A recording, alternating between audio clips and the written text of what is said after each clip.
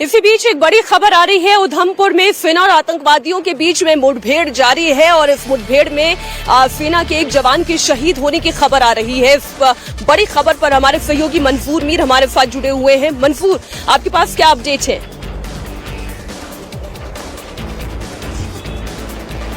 देखिए मीनाक्षी, एनकाउंटर आज सुबह शुरू हुआ था, अभी भी यह एनकाउंटर जारी है और बताया जा रहा है कि इस हमले में सेना का एक जवान जो है वो घायल हुआ है, लेकिन मिलिटेंटों को पूरी तरह से जो है ट्रैप किया गया है और जम्मू कश्मीर पुलिस और सेना का एक जॉइंट ऑपरेशन चल रहा है। न सिर्फ उधमपुर में बल्कि कश्मीर के विभिन्न इलाकों में सिक्योरिटी फोर्सेस ने मिलिटेंटों के खिलाफ जो है बड़े पैमाने पर ऑपरेशंस शुरू किए हैं। कल रात कुलगाम के टंगमर्ग इलाके में भी टीआरएफ के 2 मिलिटेंट। मंसूर, माफ कीजिए, मैं आपको बीच में ही रोक रही हूँ। आप थोड़ी सी इस खबर को फिर से रिकन्फर्म करते हैं।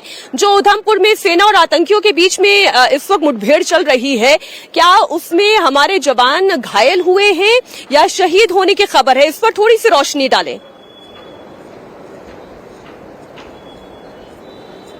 देखिए मीनाक्षी, अभी तक जो ऑफिशियली कंफर्मेशन इस बात की नहीं हुई है, लेकिन अभी तक ये कहा जा रहा है कि सेना का एक जवान जो है वो घायल हुआ है, लेकिन सूत्रों के हवाले से ये खबर मिली है कि जवान शहीद हो गया है। लेकिन ऑफिशियली अभी इस बात की पूरी तरह से पुष्टि नहीं हो चुकी है, क्योंकि अभी ऑपरेशन लगातार जारी है। कोशिशें की जा रही है कि जो वहाँ पर 2 से 3 मिलिटेंट्स छुपे हुए हैं उनको जल्द से जल्द मार गिराया जा सके।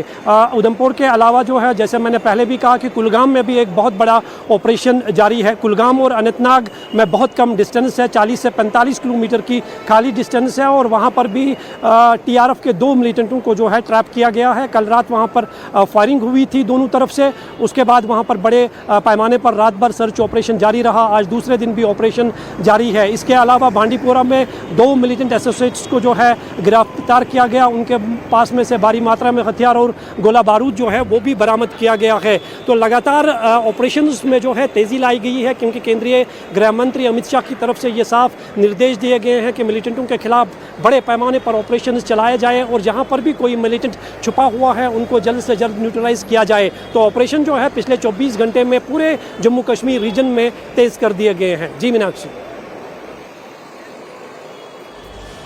ये उधमपुर रीजन के बारे में थोड़ा सा आप और जानकारी दें, किस तरीके का ये इलाका है? क्योंकि अभी तक जितने भी आतंकवादी हमले कामयाब हो पाए हैं उसके पीछे कारण ये है कि घने जंगल है, ऊंची पहाड़ियां हैं, जहां पर अटैक करके फिर वापस छुप जाना बेहद आसान है।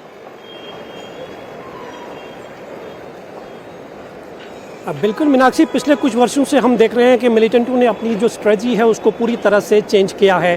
पहले मिलिटेंट्स रिहायशी इलाकों में रहते थे और जब वो पहाड़ों से नीचे आते थे तो मिलिटेंट जो है ट्रैप हो जाते थे, मारे जाते थे। और यही कारण है कि पिछले 5 सालों में हिजबुल मुजाहिदीन, लश्कर-ए-तोयबा, जैश-ए-मोहम्मद के जितने भी टॉप कमांडर्स थे वो मार गिराए गए हैं। लेकिन अब मिलिटेंट्स की जो ये नई रणनीति है वो हिडन केव्स में रहते हैं। पहाड़ों पर जो ये छोटी छोटी गुफाएं बनी हुई होती है उनमें अपना शेल्टर बनाते हैं, हाइडआउट्स बनाते हैं और वक्त पड़ने पर, ज़रूरत पड़ने पर ही वो नीचे आ जाते हैं और सिक्योरिटी फोर्सेस को निशाना बनाकर वापस उन पहाड़ों में चले जाते हैं। और इसके लिए उनकी मदद जो है वो ओवरग्राउंड वर्कर्स करते हैं, जो उन्हें खाने पीने का सामान वहाँ तक पहुँचाते हैं।